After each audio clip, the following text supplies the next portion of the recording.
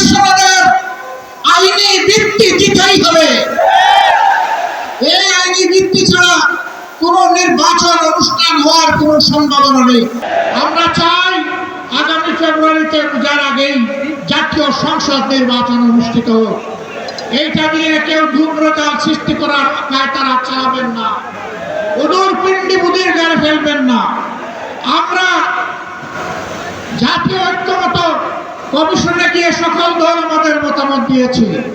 এই 8 দলের পক্ষ থেকে ডজন কানেক নোট অফ ডিসেন্ট আমরা দেই না। আমরা প্রস্তাবনা করে যৌক্তিক করে সেখানে আলাপ আলোচনায় আমরা ইতিবাচক মত দিয়েছি। এরপরে সংখ্যাগরিষ্ঠ দলের মতামতের ভিত্তিতে একটা চার্টার তৈরি হয়েছে।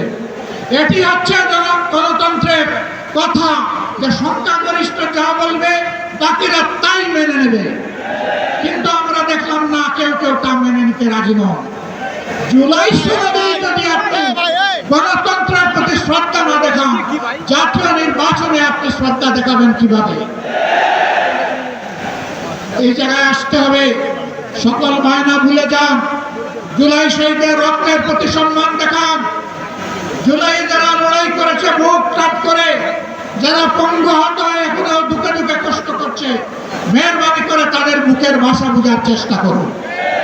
আমার ভাই আল্লামা মামুনুল হক সাহেব বলেছেন, লড়াই করে ফ্যাসিবাদ বিদায় করেছি, লড়াই করে জনগণের দাবি আদায় করব।